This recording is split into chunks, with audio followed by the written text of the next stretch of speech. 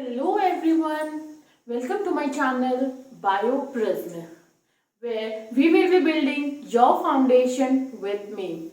Hi, I'm Pratibha Kaushik, your teacher, your mentor or your friend. So today's topic is digestion and absorption. तो digestion and absorption में हम सबसे पहले क्या चीज देखते हैं वो है फूड. ओके, फूड क्या चीज है, किस चीज का हमें डाइजेशन करना है और किस चीज का हमें एब्जॉर्प्शन करना है. सबसे पहले तो हम ये देखेंगे, फिर हम देखेंगे कि कैसे ये प्रोसेस होता है. वैसे ये बहुत इंपॉर्टेंट प्रोसेस है, ये क्लास 11th एनसीईआरटी का चैप्टर है आपका.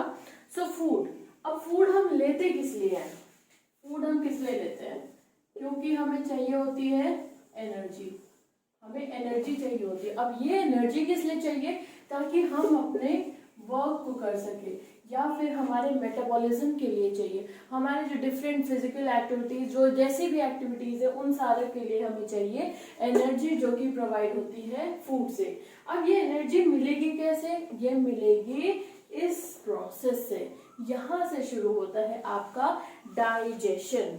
अच्छा, अब ये इसको हम कहते हैं वर्क के लिए, या फिर हम कह लीजिए बायो की लैंग्वेज में अगर हम कहें तो ग्रोथ के लिए और सेल्स के या टिश्यू के रिपेयर के लिए हमें चाहिए एनर्जी. ओके, सो फूड जो हम खाते हैं वो हमें प्रोवाइड करता है एनर्जी. और ये एनर्जी किस लिए चाहिए? ताकि ग्रोथ और रिपेयर हो सके. किसका? ये टिश्यू और सेल्स का या ऑर्गन्स का या जो भी कह लीजिए, इन सबका रिपेयर और ग्रोथ हो सके, इसलिए हम फूड लेते हैं. Now comes what is digestion. ये दोनों अलग अलग प्रोसेस है, ये हम ऐसे फर्दर डिस्कस करते चलेंगे. So what is digestion. Digestion होता क्या है? देखो बच्चों, डाइजेशन क्या होता है? जो आपका कॉम्प्लेक्स फूड मॉलिक्यूल है, ये जो फूड है ना, इसी के ऊपर काम करेगा सब कुछ. फूड का जो कॉम्प्लेक्स पार्ट है, इसको सिंपल मॉलिक्यूल्स में बदलना. किसमें? सिंपल मॉलिक्यूल्स में बदलने को हम कहते हैं डाइजेशन. ठीक है, सिंपल मॉलिक्यूल्स में बदलने को हम क्या कहते हैं? डाइजेशन. तो डाइजेशन क्या है? कॉम्प्लेक्स मॉलिक्यूल्स को तोड़ना सिंपल वंस में. किस लिए तोड़ते हैं?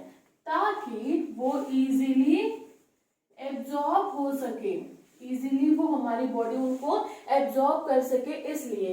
अब ये जो फूड मॉलिक्यूल्स है ना, ये कॉम्प्लेक्स क्या चीज है? अब कॉम्प्लेक्स में भी बहुत सारी चीजें आती हैं, जैसे कि आपके कार्बोहाइड्रेट्स हो गए. ठीक है, कार्बोहाइड्रेट्स हो गए, ये कॉम्प्लेक्स फूड मॉलिक्यूल है. दूसरा है आपका प्रोटीन्स. ठीक है, नेक्स्ट है आपके फैट और न्यूक्लिक एसिड्स. बहुत सारी चीजें हैं, आगे हम इसको कंटिन्यू करेंगे. तो इनको क्या है? इनको सिंपल फॉर्म्स में तोड़ना है ताकि हमारी बॉडी इसको एब्जॉर्ब कर सके, हमें एनर्जी मिल सके, हमारा ये काम हो सके. So this is called as digestion. अब ये जो डाइजेशन है, ये कैसा प्रोसेस है? ये कैसा प्रोसेस है? सो digestion is both mechanical and biochemical process. कैसा प्रोसेस है? मैकेनिकल और बायोकेमिकल प्रोसेस है. ठीक है, डाइजेशन में कौन सा सिस्टम, क्या चीज इन्वॉल्व है? तो जो सिस्टम हमारा डाइजेशन करता है उसको हम बोलते हैं डाइजेस्टिव सिस्टम. क्या बोलते हैं? Digestive system. डाइजेस्टिव सिस्टम में दो चीजें आती हैं. एक आता है आपका एलिमेंट्री कैनाल. ठीक है, एक आता है एलिमेंट्री कैनाल और एक आता है आपका एसोसिएटेड ग्लैंड्स.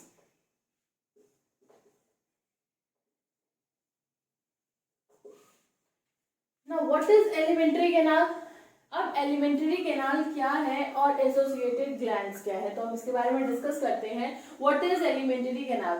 सो बच्चों, elementary canal is tube like structure or pipe like structure which somewhere it is highly coiled, somewhere it is simply a tube like structure which opens through a slit like aperture which is known as mouth and this opens anteriorly through the mouth and posteriorly through the anus. तो अब इसमें क्या चीजें हैं, तो alimentary canal आपकी जो है वो शुरू होती है माउथ से, कहाँ तक होती है, एनस तक। दो ओपनिंग्स गार्ड करती हैं इसको, दो ओपनिंग्स एलिमेंट्री कैनाल को गार्ड करती हैं। वो दो ओपनिंग्स क्या क्या है, माउथ और एनस, ठीक है, माउथ और एनस। अब ये माउथ क्या चीज है, देखिए आपका जो स्लिट लाइक अपर्चर है, स्लिट क्या होता है, पेपर में जैसे आप एक स्लिट मार देते हैं, ब्लेड लगा देते हैं, उसको बोलते हैं स्लिट। तो स्लिट लाइक अपर्चर जो होता है हमारा वो होता है माउथ। क्या होता है वो, माउथ। अब माउथ ओपन होता है हमारे बकल कैविटी में। बकल कैविटी मतलब माउथ ओपन होता है जहाँ पे हमारा जो पूरा मुंह है, जिसको हम, जहाँ पे हम खाना लेके जाते हैं, खाते चबाते हैं, मैस्टिकेशन जहाँ पे होता है वो है क्या, बक्कल कैविटी। ये आपका है बक्कल कैविटी। माउथ कहाँ ओपन होगा, बक्कल कैविटी में, ठीक है।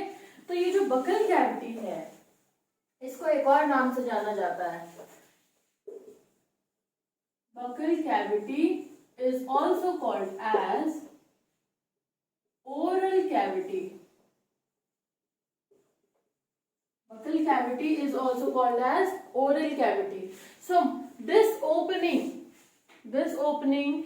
is enters into the buccal cavity. Now buccal cavity में क्या क्या चीजें होती हैं, what does a buccal cavity contains? इसमें दो चीजें होती हैं, एक होता है teeth और एक होता है tongue. Okay, एक होता है teeth और एक होता है tongue. So now teeth and tongue. So देखो बच्चों, टीथ जो है वो बहुत ही हार्ड स्ट्रक्चर है, ठीक है। इसमें होता है इनेमल। आपका जो टीथ है वो बहुत ही हार्ड स्ट्रक्चर है, उसमें होता है इनेमल। सो इनेमल जो है वो आपका कैल्शियम से बनता है। किससे बनता है, कैल्शियम से। इनेमल बनता है कैल्शियम से। जो अपर पार्ट है आपका, जो टीथ का जो अपर पार्ट, व्हाइट कलर का पार्ट आपको दिखता है, that is known as enamel. Okay, so teeth की कुछ खासियत है। मैमल्स में टीथ को हम कैसे डिफाइन करते हैं, तो कुछ टर्म्स हैं उसके लिए। पहला है thecodont. Bio is all about words. आपको अगर एक बार वर्ड पता चल गया तो आप इजीली बायो कर लेंगे। Thecodont, dont means tooth, okay, and theco is socket, ठीक है। जो टीथ एक सॉकेट में बंद है उस टीथ को हम क्या बोलते हैं, thecodont, okay. Next is diphyodont. Next क्या है, diphyodont. Di means two times, phyodont पता है आपको, टूथ होता है, फायो मीन्स लाइफ। लाइफ में जो दो बार आपके आए, पूरी आपके लाइफ में दो बार इमर्ज कर रहे हैं, तो उस तरीके के टीथ्स को हम क्या बोलते हैं, डायफायोडोंट, ओके। लाइफ में टू टाइम्स आते हैं। और एक और टर्म है हमारा heterodont. Now what is this heterodont? Hetero का मतलब होता है मैनी, ओके, एंड डोंट फिर से आ गया, उसका मतलब है टूथ या फिर टीथ, ठीक है। तो मैनी, अब ऐसा थोड़ी ना बहुत सारे दांत है, इतना तो नहीं होगा कि 32 से ऊपर आ जाएगा, लेकिन यहाँ पे हेटेरोडोंट का मतलब है मैनी। इसका मतलब कई तरीके के हैं। अब वो कई तरीके क्या हैं ये जान लीजिए। कई तरीके के हैं, यानी कि जो हमारे टीथ हैं वो 4 टाइप्स के हमारे दिख रहे हैं, हमारे माउथ में प्रेजेंट है, सॉरी। वो है, पहला है incisor, canine, premolar and molar. ये 4 तरीके के टीथ हैं, इसीलिए इसको बोला गया है हेटेरोडोंट, ठीक है, इसीलिए इसको बोला गया है हेटेरोडोंट। इंसाइजर्स कुछ हैं, कुछ केनाइन्स हैं, कुछ प्रीमोलर्स हैं, कुछ मोलर्स हैं, इसलिए इसको हमने बोला है हेटेरोडोंट। तो यहाँ पे हमारा होता है टूथ। नेक्स्ट आता है हमारा टंग, ठीक है। टंग क्या चीज है? अब ये जो आपके बॉडी में टंग है, ये बकल कैविटी में जो टंग है उसका क्या है, क्या चीज है ये? तो ये जो टंग है ये आपका मस्क्यूलर ऑर्गन है, ठीक है। ये tongue is a muscular organ. अब ये क्या काम करता है? It helps in mastication also, mastication, ठीक है। आपके सलाइवा को फूड में मिक्स करने में हेल्प करता है, that means it helps in mixing of saliva, okay. Next is, yes, एक चीज है, एक बेटा टंग जहां पे बकल कैविटी से अटैच होती है, यहाँ पे अटैच होती है, और इस पार्ट को हम बोलते हैं फ्रेन्यूलम। क्या बोलते हैं? फ्रेन्यूलम। टंग बकल कैविटी में जिस पार्ट से, जिस मस्कुलर पार्ट से अटैच होती है उसको हम बोलते हैं फ्रेन्यूलम, ओके। अब ये जो टंग है, टंग में कुछ प्रोजेक्शंस होती हैं, कुछ प्रोजेक्शंस होती हैं, यहाँ होंगी, यहाँ होंगी। इन प्रोजेक्शंस को हम बोलते हैं पैपिली। क्या बोलते हैं? पैपिली। इन प्रोजेक्शंस को हम बोलते हैं पैपिली। अब ये जो पैपिली होती हैं, इसमें होती हैं आपकी टेस्ट बर्ड्स। क्या होती हैं? Taste buds. यही टेस्ट बर्ड्स होती हैं जो कि आपको टेस्ट कराती है, इट इज स्वीट और सॉर और सॉल्टी एनीथिंग। ये टेस्ट बर्ड है जो कि आपको बताती हैं कि इसका खाने का जो आपका फूड है उसका टेस्ट क्या है। नाउ अगर हम वापस टीथ पे आते हैं, तो टीथ को हम ऐसे, इसका एक डेंटिशन होता है जिसको हम बोलते हैं डेंटल फॉर्मूला। तो टीथ का जो डेंटल फॉर्मूला है वो है 2 1 2 3 अपॉन 2 1 2 3, ठीक है। 2 1 2 3 अपॉन 2 1 2 3। ये है आपका अपर जॉ के लिए, ठीक है, ऊपर वाला है, इसके ऊपर अपर जॉ, और नीचे वाला जो होता है वो होता है लोअर जॉ के लिए, ठीक है। ये होता है लोअर जॉ के लिए। फर्स्ट जो आपका है वो है incisor, then canines, then premolars and last one is molar. यानी कि आपकी अपर जॉ में कितने इंसीजर्स हैं? 2, कैनाइन है 1, 2 है प्रीमोलर और 3 है मोलर। तो ये हो गया आपका डेंटिशन, या फिर हम इसको बोलते हैं डेंटल फॉर्मूला। एक एडल्ट ह्यूमन में कितने टीथ होते हैं? 32। ये सबको पता है, एक एडल्ट ह्यूमन बीइंग में 32 टीथ होते हैं। इनका डेंटिशन यही होता है 2 1 2 3 अपॉन 2 1 2 3, ठीक है। अब हम आगे बढ़ते हैं। तो ये जो आपकी बकल कैविटी है, ये बकल कैविटी खुलती है किसमें? ये बकल कैविटी खुलती है फेरिंग्स में। यहाँ पे एक स्ट्रक्चर है एलिमेंट्री कैनाल का जिसको हम बोलते हैं फेरिंग्स।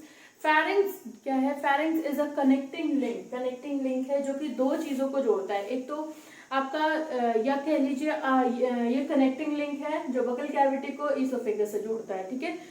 और एक और इसकी खासियत है, ये एक कॉमन पैसेज है। फेरिंग्स जो है ये एक कॉमन पैसेज है। कॉमन पैसेज है किसके लिए? For the food pipe and for the wind pipe. Food pipe और विंड पाइप दोनों के लिए ये कॉमन प्रोसेस है। फूड पाइप को हम क्या बोलते हैं? ईसोफेगस, और विंड पाइप को बोलते हैं हम ट्रैकिया। क्या बोलते हैं? ट्रैकिया। ये आपको बाद में बताएंगे ये क्या चीज है। तो ये जो फूड पाइप है और विंड पाइप है, इसका ये कॉमन पैसेज है, यानी कि यहीं पे आगे की तरफ आपकी होगी ट्रैकिया, ठीक है। तो ये फेरिंग्स दोनों में खुलता है। अब अगर ये दोनों में खुलता है तो ऐसा क्या होता है कि फूड हमारा ये ट्रैकिया में नहीं आ पाता है। तो यहाँ पे एक बच्चों कार्टिलेजिनस स्ट्रक्चर होता है जिसको हम बोलते हैं एपिग्लॉटिस। एपिग्लॉटिस फेरिंग्स में एक कार्टिलेजिनस स्ट्रक्चर पाया जाता है जिसको हम बोलते हैं एपिग्लॉटिस। ये क्या करता है? ये फ्लैप लाइक स्ट्रक्चर होता है, okay. This is a flap like structure which prevents the entry of food into the trachea, that is into the wind pipe, okay. It prevents the entry of food in windpipe. तो epiglottis क्या करेगा आपका, जैसे ही आप food swallow करोगे तो देखते होंगे आप लोग, जब फूड स्वॉलो करते हैं तो आप लोग ब्रीथ नहीं कर पाते हैं। क्यों? क्योंकि वो फ्लैप बंद हो जाता है। इसीलिए जब आप स्वॉलो करते हो तो आप ब्रीथ नहीं करते हो। तो जब आप स्वॉलो करते हो तो यहाँ पर ये जो ट्रैकिया थी, सॉरी मैंने उसको डिलीट कर दिया है, जो ट्रैकिया थी उसके ऊपर एपिग्लोटिस बंद कर देता है, फूड पास होता है, वो फिर से खुल जाता है। ठीक है, नेक्स्ट इज, अच्छा अब जो आपकी विंड पाइप है, विंड पाइप की ओपनिंग, ये जो ट्रैकिया है इसकी ओपनिंग को बोलते हैं ग्लॉटिस। ठीक है, यहीं से आया है एपिग्लॉटिस, ग्लॉटिस की ओपनिंग को बंद करता है, ऊपर होता है उसके, इसीलिए इसको बोलते हैं एपिग्लॉटिस। अब ये थी बात आपके फेरेंक्स की। फेरेंक्स खुलता है ट्यूब लाइक स्ट्रक्चर में जिसको हम बोलते हैं ईसोफेगस। फेरेंक्स खुलता है पाइप लाइक स्ट्रक्चर में जिसको हम बोलते हैं ईसोफेगस। नाउ ईसोफेगस जो है हमारा कुछ नहीं है, इसमें म्यूकस सेल्स प्रेजेंट होते हैं जो कि म्यूकस सिक्रीट करते हैं। वो डाउनवर्ड मूवमेंट को करता है, फूड के डाउनवर्ड मूवमेंट को करवाता है ताकि फूड जो है वो आपके जे शेप स्ट्रक्चर में जाए जिसका नाम है स्टमक। ओके, सो आपका ये जो फूड है ये अब ईसोफेगस से ट्रैवल करता हुआ कहाँ आएगा, स्टमक में। स्टमक के बारे में अगर हम बात करें तो स्टमक एक जे शेप्ड स्ट्रक्चर है, देख रहे होंगे आप लोग, ये जे शेप्ड स्ट्रक्चर है। इसके 4 पार्ट्स हैं बच्चे, इसके स्टमक के 4 पार्ट्स हैं। पहला होता है cardiac part, cardiac, next is fundic, next is body and next is pyloric, last is pyloric. Cardiac part, now cardiac, fundic, body and pyloric, इसके 4 पार्ट्स होते हैं। कार्डियक पार्ट वो पार्ट है जहाँ पे आपका ये ईसोफेगस खुलता है, फर्स्ट पार्ट ऑफ द है, तो यहाँ पे ये है आपका कार्डियक पार्ट। ठीक है, ये है आपका cardiac part. Next is fundic, ये जो ऊपर वाला पोर्शन है, उभरा हुआ प्रोजेक्टेड पोर्शन है, ये है आपका फंडिक। और यहाँ पे ये है बॉडी, ये बॉडी जो है ये आपका मेन पार्ट है, मेन सेंट्रल पार्ट है जहाँ पे सारे प्रोसेस होते हैं, डाइजेशन के जो प्रोसेस होते हैं वो यहीं पे होते हैं बॉडी में। और इसके बाद आता है आपका फंडिक। फंडिक वो पार्ट है जहाँ जो कि आपका खुलता है कहाँ, स्मॉल इंटेस्टाइन में। तो this is pyloric, this is pyloric. Pyloric वो पार्ट है जो कि कहाँ खुलेगा, स्मॉल इंटेस्टाइन में खुलेगा। तो पाइलोरिक लास्ट पार्ट है और कार्डियक जो है वो फर्स्ट पार्ट है। ठीक है, कार्डियक है फर्स्ट पार्ट। अब जो आपका इसको हमारे स्टमक को हम बोलते हैं गैस्ट्रिक टर्म भी देते हैं, स्टमक को हम गैस्ट्रिक टर्म भी देते हैं। जहां पे भी गैस्ट्रिक टर्म आ जाए इसका मतलब क्या है, वो किसके बारे में बात कर रहा है, स्टमक के बारे में। तो जो एक स्फिंक्टर होता है, स्फिंक्टर ओपनिंग को बोलते हैं हम लोग, एक स्फिंक्टर होता है जो कि गार्ड करता है जिससे फूड जो है आपके ईसोफेगस से कहाँ आता है, स्टमक में। इस स्फिंक्टर को हम बोलते हैं गैस्ट्रो ईसोफेजियल स्फिंक्टर, इस स्फिंक्टर को बोलते हैं गैस्ट्रो ईसोफेजियल स्फिंक्टर, इसको हम बोलते हैं गैस्ट्रो ईसोफेजियल स्फिंक्टर। और जिस स्फिंक्टर से, ये 2 स्फिंक्टर्स होते हैं आपके स्टमक में, पहला होता है गैस्ट्रो ईसोफेजियल स्फिंक्टर, इसी को हम एक और नाम से जानते हैं या फिर हम बोलते हैं इसको कार्डियक स्फिंक्टर। ठीक है, तो ये, और दूसरा जहां से ये स्मॉल इंटेस्टाइन में फूड एंटर करता है ये होता है आपका पाइलोरिक स्फिंक्टर, ये होता है आपका पाइलोरिक स्फिंक्टर। ठीक है, अब फूड आपके स्टमक से कहाँ जाएगा, स्मॉल इंटेस्टाइन में। तो अब हम इसके बारे में बात करेंगे, स्मॉल इंटेस्टाइन के बारे में। अच्छा, ये जो स्फिंक्टर्स हैं ये बहुत इंपॉर्टेंट है, स्फिंक्टर्स आपको पता होने चाहिए। तो फूड अब जाएगा आपके स्मॉल इंटेस्टाइन में। स्मॉल इंटेस्टाइन का जो फर्स्ट पार्ट होता है बच्चों, ठीक है, फर्स्ट पार्ट, अच्छा 2 इंटेस्टाइन 2 है, एक है आपकी स्मॉल और एक है आपकी लार्ज। लार्ज, ये वाली जो है ये लार्ज इंटेस्टाइन है, और ये हाईली कॉइल्ड जो होती है वो होती है आपकी स्मॉल इंटेस्टाइन। तो फूड अब यहाँ से स्टमक से एंटर करेगा कहाँ पे, आपके स्मॉल इंटेस्टाइन में, जिस पार्ट में, जो फर्स्ट पार्ट होता है स्मॉल इंटेस्टाइन का जहाँ पे फूड एंटर करता है स्टमक से, इसको हम बोलते हैं डिओडेनम। इसको क्या बोलते हैं हम, डिओडेनम। ये सी शेप्ड स्ट्रक्चर होता है duodenum. Duodenum C shaped structure होता है जहाँ पे फूड एंटर करता है कहाँ से, स्टमक से इंटेस्टाइन के अंदर, ठीक है। तो ये पाइलोरिक स्फिंक्टर से करता है। अब डिओडेनम जो है वो कॉइल, मीडियम कॉइल जेजुनम में खुलता है। ये है आपका जेजुनम, ये वाला पार्ट जेजुनम है। डिओडेनम खुलेगा कहाँ, स्मॉल इंटेस्टाइन के ही दूसरे पार्ट में, जो मिडिल पार्ट है वो है जेजुनम, ठीक है।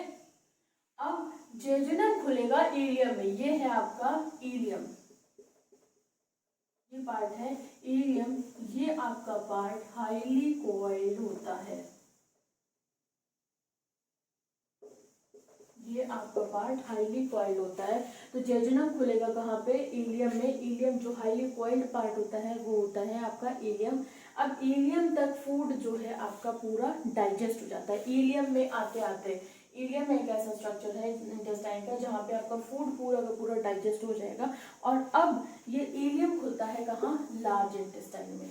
इलियम खुलेगा लार्ज इंटेस्टाइन में, जिसके इसके भी 3 पार्ट्स हैं, सीकम, कोलन और रेक्टम।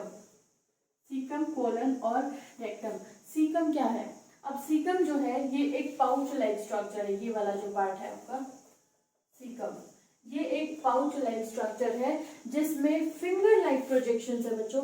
इस सीकम में फिंगर लाइक प्रोजेक्शन है जिसको हम बोलते हैं appendix. This is vermiform appendix, जो कि वेस्टिजियल ऑर्गन है।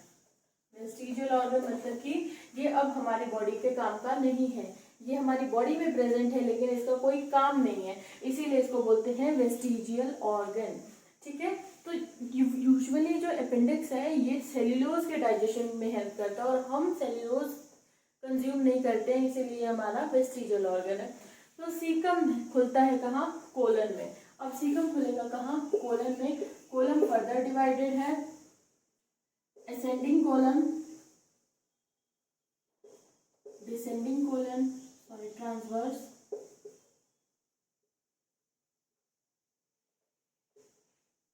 descending, and the last one is sigmoid, sigmoid colon, ठीक है। ascending जो ऊपर की तरफ आ रहा है ascending colon, ये जो हॉरिजॉन्टली जा रहा है ट्रांसवर्स कोलन, नीचे आ रहा है डिसेंडिंग कोलन, और ये वाला जो पार्ट है कोलन का इसको हम बोलते हैं सिग्मोइड कोलन, ठीक है। Sigmoid colon. अब जो फूड है देखिए यहाँ पे फूड जो है आपका वो टेम्परली आपका फूड क्या बोलते हैं, स्टोर होता है टेम्परली, थोड़ी देर के लिए, क्योंकि जो सॉलिड फूड है वो सारा का सारा यहीं पे आके स्टोर होएगा पहले, उसके बाद ये फूड ट्रेवल करता है यहाँ पर। और लार्ज इंटेस्टाइन में ज़्यादातर लिक्विड, सॉलिड पार्ट बिल्कुल डाइजेस्ट नहीं होता है, लिक्विड पार्ट होता है वही डाइजेस्ट होता है, वही एब्जॉर्ब होता है। तो ये लार्ज इंटेस्टाइन में आता है। उसके बाद फूड जो है आपका वो यहाँ पे एक पार्ट है रेक्टम, लास्ट पार्ट है ये लार्ज इंटेस्टाइन का रेक्टम। ये रेक्टम में आके स्टोर हो जाता है, और जिस ओपनिंग से बाहर खुलता है इस ओपनिंग को हम बोलते हैं एनस, ठीक है। जिस ओपनिंग से ये खुलता है उस ओपनिंग को हम बोलते हैं एनस। तो ये थी आपकी एलिमेंट्री कैनाल, जो कि शुरू होती है माउथ से और खत्म कहाँ होती है, एनस से। It has the alimentary canal has 2 apertures, one is mouth and another is anus. It has 2 openings और 2 apertures you can। तो इसके पार्ट्स के बारे में एक बार हम रिवाइज कर लें। तो mouth opens into the buccal cavity opens into pharynx. Now buccal cavity contains teeth and tongue. Okay, the structure by which tongue is attached to the buccal cavity is called frenulum. Okay, now teeth के 3 terms मैंने बताए थे, thecodont, diphyodont and heterodont. Okay, next is esophagus. Pharynx opens into the esophagus. Sorry, buccal cavity opens into pharynx, and then pharynx Okay, pharynx has a cartilaginous flap-like structure which is known as epiglottis. Now, pharynx opens into esophagus, tube-like structure. कुछ काम नहीं है, सिर्फ passage करता है, food को allow करता है नीचे जाने के लिए. नेक्स्ट इज पेरिस्टाल्टिक मूवमेंट हम बोलते हैं, आगे हम पढ़ेंगे इसके बारे में भी. Next is esophagus opens into the stomach through an sphincter which is known as gastro or esophageal sphincter, और हम इसी को एक और नाम से जानते हैं which is known as cardiac sphincter. Okay, now stomach has four part. First one is cardiac, then fundic, then body main part, and last one is pyloric. Now stomach opens into the small intestine through an aperture which is known as pyloric sphincter. Okay, now the small intestine, the first portion of the small intestine in which the stomach opens is duodenum. Duodenum is a C-shaped structure. Duodenum opens into the coiled, long coiled structure which is known as jejunum. Now jejunum opens into the highly coiled structure which is called as ileum, it is highly coiled structure, and small intestine is the last part where solid form of the food is digested or absorbed. Okay, now the ileum opens into pouch-like structure which is called as cecum. Cecum has an vestigial organ. It has a finger-like projection or finger-like organ which is known as appendix. It is a vestigial organ. It is also called as vermiform appendix because it appears like a worm. Okay, now the cecum opens into the colon. Colon फिर 4 parts में है, ऊपर जा रहा है ascending colon, transverse colon, descending colon, then this one is sigmoid colon. Okay, now the food rests temporarily into the rectum and it is thrown away or ejected. Food is ejected outside the body through anus. तो ये था आपका alimentary canal के बाद. अब हम अगर alimentary canal का टीएस काटे, टीएस का मतलब होता है ट्रांसवर्स सेक्शन, यानी कि अगर हम इसको ऐसे हॉरिजॉन्टली काटे तो हमें कुछ लेयर्स मिलेंगी, उसके बारे में पढ़ेंगे. अब हम उसको हम बोलते हैं हिस्टोलॉजी. ठीक है, ये अब हम पढ़ने जा रहे हैं इसकी लेयर्स के बारे में कि एलिमेंट्री कैनाल में कैसी कैसी कौन कौन सी लेयर्स होती हैं जो कि डाइजेशन में हेल्प करती है. तो सबसे पहले जहाँ से खाना गुजरता है, ठीक है, उसको हम बोलते हैं ल्यूमेन. क्या बोलते हैं? ल्यूमेन. ये वो एरिया है जहाँ से आपका खाना गुजरेगा. ल्यूमेन सबसे अंदर होता है. ल्यूमेन के बाहर होती है आपकी सबम्यूकोसा. ल्यूमेन के बाहर होती है, ये हो गई आपकी mucosa. Next is submucosa. Next is circular muscularis and the last one is serosa. तो ये जो आपकी एलिमेंट्री कैनाल है इसमें 4 लेयर्स हैं. पहली है आपकी म्यूकोसा, दूसरी है सबम्यूकोसा, तीसरी है मस्कुलरिस और लास्ट है सिरोसा. अगर हम बाहर से देखें तो सिरोसा सबसे पहले आएगी और अंदर से देखें तो म्यूकोसा सबसे पहले आएगी. तो अभी हम अंदर से देखने जा रहे हैं. तो सबसे पहले जो लेयर आती है जो ल्यूमेन के बाद होती है वो होती है म्यूकोसा. म्यूकोसा, ये नाम से ही समझ में आ रहा है ये क्या सिक्रीट करेगी, म्यूकस. वो बाद में डिस्कस करेंगे कि वो कैसे सिक्रीट करेगी. तो म्यूकोसा. म्यूकोसा के बाद आती है आपकी सब म्यूकोसा. सब म्यूकोसा लेयर ये आती है. इसके बाद आती है आपकी मस्कुलरिस. तो ये वाली जो है ये पूरी की पूरी क्या है, मस्कुलरिस है. लेकिन यहाँ पे ये 2 टाइप्स की मिलती है हमें. ये है सर्कुलर मस्कुलरिस, ये है आपकी सर्कुलर मस्कुलरिस, और ये है आपकी longitudinal muscularis.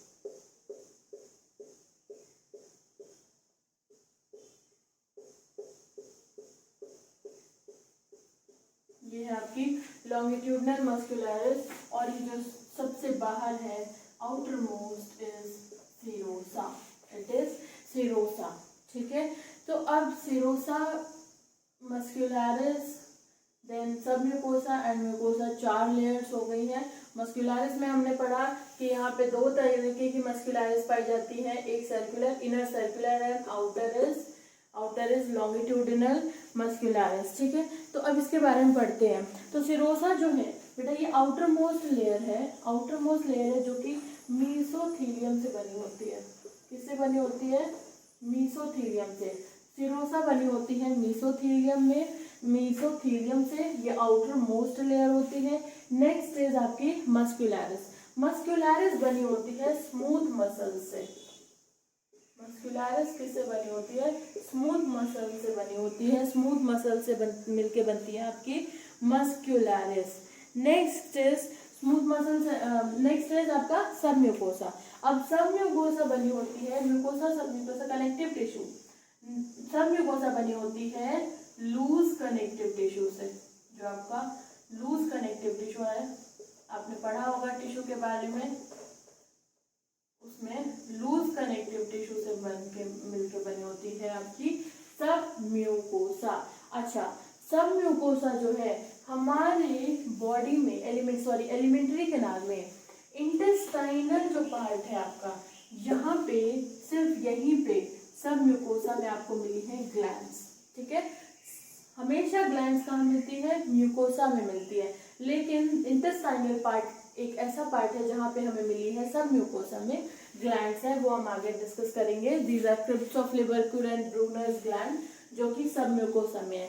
Next is mucosa जो है वो अंदर लेयर की इनर मोस्ट लेयर है आपकी, जो कि ल्यूमेन से अटैच्ड है। ये म्यूकस सिक्रीट करती है। म्यूकोसा में होते हैं आपके गॉबलेट सेल्स, म्यूकोसा में होते हैं गॉबलेट सेल्स। यही गॉबलेट सेल्स जो होते हैं वो म्यूकस सिक्रीट करते हैं। क्वेश्चन आता है कि विच सेल सिक्रीट्स म्यूकस, तो दीज आर गॉबलेट सेल्स। ठीक है, इसके बाद आपका है ये lumen is the hollow space, खाली जगह जो है उसको हम बोलते हैं ल्यूमेन। नेक्स्ट इज जो आपकी म्यूकोसा है, म्यूकोसा आपके स्टमक और इंटेस्टाइन में रन करती है। जब तो म्यूकोसा आपके स्टमक में, स्पेशली स्टमक में जब रन करती है तो वो इरेगुलर फोल्ड्स बना लेती है स्टमक में। इस इरेगुलर फोल्ड्स को हम बोलते हैं रियुगी, इनको हम बोलते हैं रियुगी। ठीक है, इन इरेगुलर फोल्ड्स को हम बोलते हैं रियुगी। और जो इरेगुलर फोल्ड्स इंटेस्टाइन में बनते हैं वो एक्चुअली में फिंगर लाइक प्रोजेक्शंस होते हैं ये इस तरीके के, और इनको हम बोलते हैं विलाय, इनको हम बोलते हैं विलाय।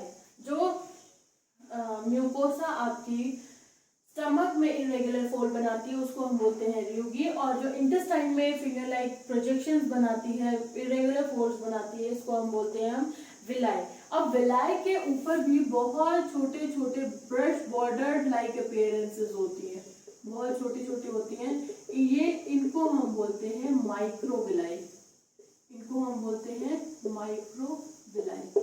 ठीक है, ये ब्रश बॉर्डर्ड लाइक अपीयरेंस होती है। ये करते क्या है, ये विलाई और माइक्रोविलाई का काम क्या है, ये एब्जॉर्प्शन के सरफेस एरिया को बढ़ा देते हैं, ये सरफेस एरिया को बढ़ा देते हैं जिससे कि एब्जॉर्प्शन बहुत इजीली और अच्छे से हो जाता है। ठीक है, सो अब ये विलाई जो है इसमें होता क्या है, इसमें ब्लड वेसल्स होती हैं, बहुत सारी ब्लड एंड लिम्फ वेसल्स पाई जाती हैं।